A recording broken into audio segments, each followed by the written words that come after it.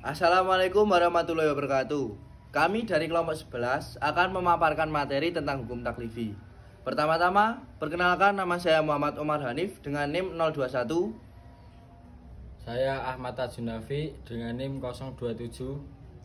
Saya Noval Farid Giovanni dengan NIM 033. Dan saya Muhammad Kezafa Yusuf Agaci dengan NIM 017. Materi yang pertama, pengantar dan pengertian hukum taklifi. Dalam kajian usul fikih, hukum Islam dibagi menjadi dua, yaitu hukum taklifi dan hukum wadi. Hukum taklifi adalah ketentuan syariat yang berisi tuntunan langsung dari Allah kepada manusia atau mukallaf. Apakah untuk melakukan, meninggalkan, atau diberi pilihan terhadap suatu perbuatan. Sedangkan hukum wadi adalah hukuman yang menjelaskan sebab, syarat, atau penghalang dari hukum yang berlaku. Hukum taklifi merupakan dasar utama dalam memahami kewajiban agama. Melalui hukum ini, seorang muslim mengetahui mana perbuatan yang wajib, sunnah, haram, makruh, dan mubah. Secara bahasa, taklifi berasal dari kata kalafa, yakalifu, taklifiyah, yang berarti membebani suatu yang berat. Secara istilah, para ulama usul fikih seperti Imam Ahmad Al-Amidi dan Al-Baidawi mendefinisikan hukum taklifi sebagai kitab Allah yang berkaitan dengan tuntunan untuk melakukan atau meninggalkan suatu perbuatan untuk memberikan pilihan antara keduanya. Tujuan Allah memberikan hukum taklifi bukan untuk memberatkan manusia, tetapi untuk mengatur kehidupan mereka agar tercapai kemaslahatan dunia dan akhirat. Allah berfirman dalam surat Al-Baqarah ayat 286. Yang kedua yaitu macam-macam hukum taklifi. Yang pertama, wajib. Secara istilah, wajib adalah sesuatu yang dituntut oleh syariat untuk dilakukan dengan tuntutan yang tegas, yang jika dilakukan mendapat pahala dan jika tidak dilakukan mendapat dosa. Sebagian ulama membedakan antara fardu dan wajib. Yang pertama, mazhab Hanafi. Fardu adalah perintah yang berdasarkan dalil qot'i, pasti. Sedangkan wajib adalah yang berdasarkan dalil dzoni, dugaan kuat. Lalu mazhab Syafi'i, Maliki, dan Hambali menganggap fardu dan wajib sama saja. Jadi tergantung mazhab. Yang dianut kata wajib bisa berarti umum atau memiliki tingkatan tersendiri. Dalil Al-Quran berdasarkan Quran surat Al-Baqarah ayat 43.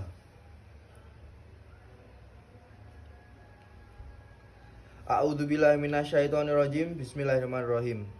Wa aqimus sholata wa atuz zakata warka'u ma'ar raki'in. Yang artinya, dan laksanakanlah sholat, tunaikanlah zakat, dan rukuklah beserta orang yang rukuk. Ayat ini menunjukkan bahwa adanya perintah yang tegas dari Allah Subhanahu wa Ta'ala terkait kewajiban ibadah. Dalil hadis riwayat Bukhari dan Muslim dari Ibnu Umar.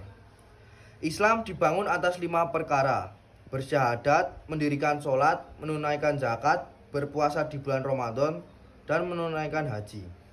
Kelima rukun Islam ini menunjukkan contoh ibadah wajib yang tidak boleh ditinggalkan. Lalu pembagian wajib. Pembagian wajib menurut para ulama usul fikih dibagi dalam beberapa bentuk. Yang pertama, wajib ain dan wajib kifayah. Wajib ain merupakan kewajiban yang harus dilakukan oleh setiap individu mukallaf. Contoh, sholat 5 waktu, puasa Ramadan, dan zakat bagi yang mampu. Wajib kifayah, kewajiban kolektif. Jika telah dilakukan oleh sebagian, gugurlah bagi yang lain. Contoh, menyolatkan jenazah dan mengangkat pemimpin dan jihad. Yang kedua, wajib muqayyad dan wajib mutlak. Muqayyad wajib yang dibatasi oleh sifat atau keadaan tertentu. Contoh, membayar kafarat puasa dengan memberi makan 60 orang miskin. Ini wajib bagi yang muqayyad dengan jumlah dan jenis tertentu. Mutlak, wajib tanpa syarat atau batas minimum, batas khusus. Contoh, wajibnya berzikir kepada Allah tanpa dibatasi waktu dan bentuk. Yang ketiga, wajib muasa dan wajib mudoyak. Muasa, waktu pelaksananya luas dan bisa dilakukan kapan saja selama belum keluar dari waktunya. Contoh, puasa Ramadan yang boleh dilakukan kapan saja selama bulan Ramadan. Lalu mudoyak, waktu pelaksanaan sempit, tidak bisa ditunda. Contoh, sholat fardu tepat waktu.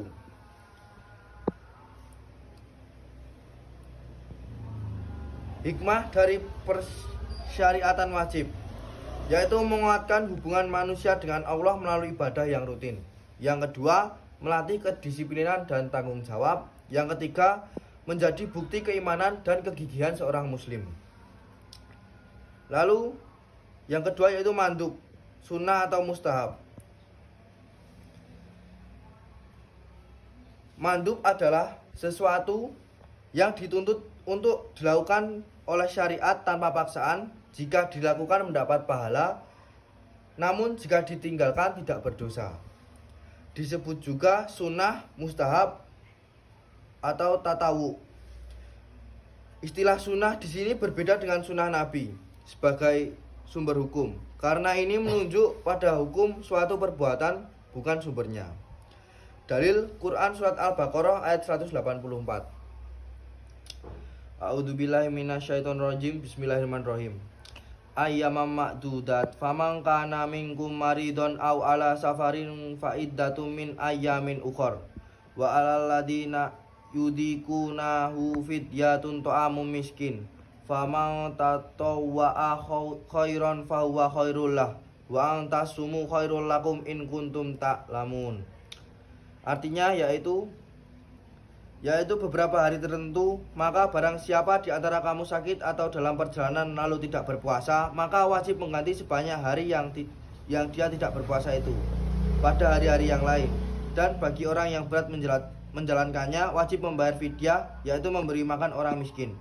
Tetapi barang siapa dengan kerelaan hati mengerjakan kebajikan, maka itu lebih baik baginya. Dan puasamu itu lebih baik bagimu jika kamu mengetahui. Lalu hadis riwayat Tirmizi. Senyummu kepada saudaramu adalah sedekah. Hadis ini mengajarkan bahwa hal-hal sederhana yang dilakukan dengan niat baik dapat bernilai pahala. Contoh perbuatan mandub. Yang pertama yaitu sholat duha, sholat tahajud, sholat rawatib. Lalu sedekah sunnah di luar zakat. Lalu mengucapkan salam, membaca doa, dan sebelum dan sesudah makan. Lalu menyambung silaturahmi, lalu membantu orang lain dengan tenaga atau harta. Pembagian mandub atau sunnah. Sebagian ulama membagi sunnah ke dalam tingkatan. Yang pertama, sunnah muakkadah. Sunnah muakkadah sangat dianjurkan, hampir mendekati wajib. Contoh, sholat sunnah rawatib dan sholat id. Lalu sunnah ghairu muakkadah dianjurkan tapi tidak sekuat muakkadah. Contoh sholat duha, sholat tasbih. Hikmah dari mandub. Memberikan peluang besar untuk memperbanyak pahala di luar kewajiban. Lalu menjadi bentuk kesempurnaan ibadah dan peningkatan iman. Lalu yang terakhir, melatih manusia agar senantiasa berbuat baik dan mendekatkan diri kepada Allah. Baik, saya akan melanjutkan, yaitu macam-macam hukum taklifi. Hukum ini ada 3 jenis. Yang pertama, haram, makruh, dan mubah. Adapun pengertian haram. Haram adalah perbuatan yang dilarang keras oleh Allah Subhanahu wa taala, Bila dilakukan akan berdosa, dan bila ditinggalkan akan mendapatkan pahala. Dalam surat Al-Maidah ayat 90, A'udzubillahi minasyaitonirrajim. Bismillahirrahmanirrahim. Ya ayyuhalladzina amanu innamal khamru wal maisiru wal ansabu wal azlamu rijsum min amalis syaitani fajtanibuhu la'allakum tuflihun. Yang artinya sesungguhnya minum khamr, berjudi, berhala, dan mengundi nasib dengan anak panah adalah perbuatan keji, termasuk perbuatan setan. Maka jauhilah agar kamu beruntung. Contoh dari haram yaitu mencuri, berzina, riba, memakan bangkai, dan durhaka kepada kedua orang tua. Hikmah dari larangan ini adalah untuk menjaga 5 tujuan pokok syariat, yaitu maqasidus syariah: agama, jiwa, akal, keturunan, dan harta. Selanjutnya adalah makruh.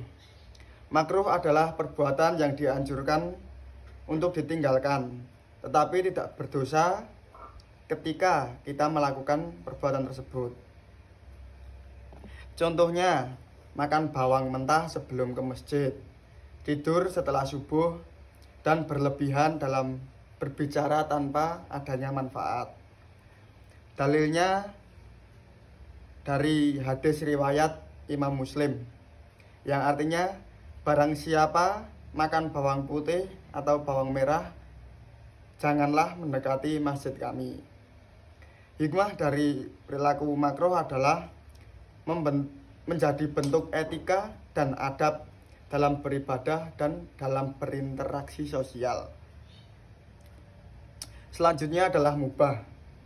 Mubah adalah perbuatan yang diperbolehkan secara mutlak, tidak ada larangan. Bila kita melakukan tidak mendapatkan pahala, dan bila kita meninggalkan tidak mendapatkan dosa, tergantung niat dan konteksnya.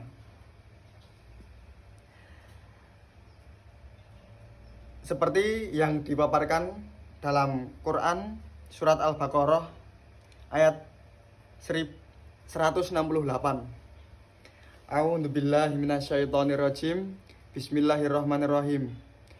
Ya ayyuhan nasu kulu mimma fil ardi halalan thayyiba wa la tattabi'u khutuwatis syaiton innahu lakum aduwwum mubin. Yang artinya, wahai manusia, makanlah sebagian makanan di bumi yang halal dan baik. Janganlah kamu mengikuti langkah-langkah setan. Sesungguhnya ia bagimu merupakan musuh yang nyata. Contoh dari perbuatan mubah adalah makan, minum, berpergian, dan bekerja selama tidak mengganggu syariat-syariat di Islam. Namun perbuatan mubah bisa dinilai ibadah jika kita niatkan untuk kebaikan, seperti makan untuk menjaga badan atau menjaga kekuatan untuk melakukan ibadah. Masuk ke materi keempat, yaitu hikmah dan aplikasi hukum taklifi dalam kehidupan. 1. Hikmah ditetapkannya hukum taklifi menjadi pedoman moral dan hukum agar manusia tahu batas halal dan haram, menjaga kemaslahatan umat melalui pengaturan ibadah, muamalah, dan akhlak, menguji ketaatan manusia kepada Allah sebagaimana dalam Quran surat Al-Mulk ayat 2. Alladzi khalaqal mauta wal hayata liyabluwakum ayyukum ahsanu amala wa huwal azizun ghafur, yaitu yang menciptakan kematian dan kehidupan untuk menguji kamu, siapa di antara kamu yang lebih baik amalnya. Dia maha perkasa lagi maha pengampun. 2. Aplikasi dalam kehidupan sehari-hari. Dalam ibadah hukum taklifi, membedakan antara yang wajib, sholat 5 waktu, dan sunnah, sholat tahajud. Dalam muamalah, hukum ini menentukan transaksi mana yang halal dan mana yang haram. Dalam akhlak sosial, hukum taklifi mengajarkan adab, seperti menahan diri dari perbuatan makruh. Dalam niat, hukum mubah bisa berubah menjadi ibadah bila diniatkan untuk taat. 3. Kesimpulan, hukum taklifi merupakan pondasi syariat Islam yang mengatur segala tindakan mukallaf. Dengan memahami hukum ini, seorang muslim dapat menata hidup sesuai syariat, menjaga diri dari dosa, dan mencapai kebahagiaan dunia serta akhirat. Sekian dari kami, bila ada salah kata mohon dimaafkan. Wassalamualaikum warahmatullahi wabarakatuh.